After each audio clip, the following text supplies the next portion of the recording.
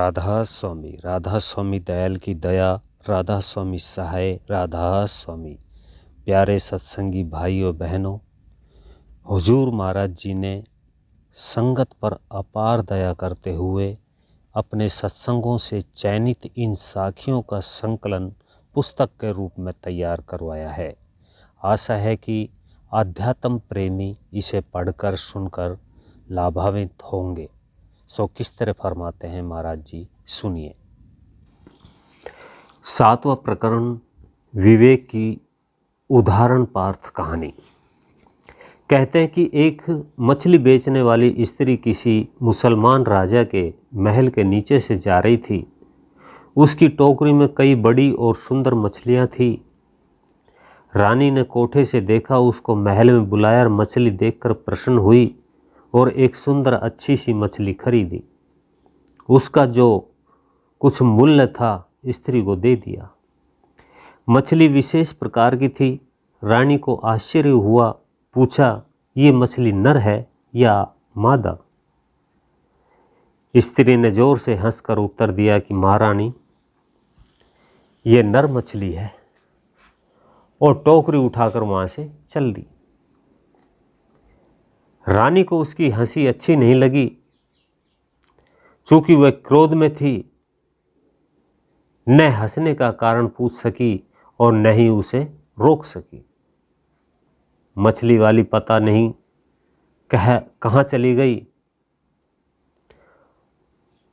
शहर बड़ा था, पता लगाना सुगम काम नहीं था। ये चिंतित हुई और रात के समय जब राजा महल में आया तो उनको चिंतित पाकर पूछा कि आज क्या दशा है? तो रानी ने उत्तर दिया, कुछ न पूछिए। एक मछुआरे की स्त्री मछली बेचने आई थी। मैंने एक मछली मोल ली। उससे पूछा कि मछली नर है कि मादा? वह जोर से हंसी और टोकरी उठाकर किसी दिशा की तरफ चली गई। मुझे उस समय से चिंता है कि वह हंसी क्यों? मछली के नर बताने का क्या रहस्य है? राजा मुस्कुराया, बहुत बड़ी मूर्ख हो, ऐसी साधारण बातों पर तुमको क्रोध कैसे आ गया? किसी को क्या पता है कि कौन सी मछली नर है और कौन सी मादा? पहले ऐसे प्रश्न की आवश्यकता ही क्या थी? और दूसरे, यदि उसने नर बतलाया तो तुमको क्रोध क्यों आया? जाने दो, इस विचार को मन से दूर कर दो। रानी ने उत्तर दिया कि आप सच कहते हैं, परंतु उसके हंसने में कोई न कोई रहस्य अवश्य था, नहीं तो वे उद्दंडता के साथ उत्तर न देती और मछली को नर बतलाकर झटपट वहां से चली नहीं जाती।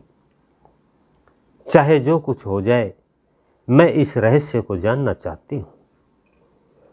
राजा बड़ी चिंता में पड़ गया और दूसरे दिन प्रातःकाल अपने मंत्रियों से कहा कि तुम इस रहस्य का पता लगाओ। परंतु यह ऐसी बात थी कि वह भी शांत हो गया। प्राचीन समय के राजा रानी कड़े स्वभाव और निराले प्रकृति वाले होते थे। वे साधारण बातों पर प्राय ऐसे कठिन से कठिन दंड दिया करते थे। जब वह दरबार से अपने घर आया, व्याकुल था। उसका नवयुक्त पुत्र बड़ा समझदार था। प्रश्न किया कि आप इतने चिंतित क्यों हैं? मंत्री ने सारा वृतांत सुनाया। पुत्र से कहा कि चिंता न कीजिए, मैं आज ही गांव को जाता हूं और किसी देहाती से इस रहस्य का पता लगाकर आपको बतला दूंगा। आज्ञाकारी पुत्र उसी समय घर से चल दिया। मन में सोचा कि या तो वह मछुआई स्त्री इस मछुआरिन की हंसी का क्या राज। इस कहानी को पूरा सुनने के लिए कहानी का भाग नंबर 2 अवश्य सुने, देखें। सभी सत्संगी भाइयों बहनों को राधा स्वामी जी।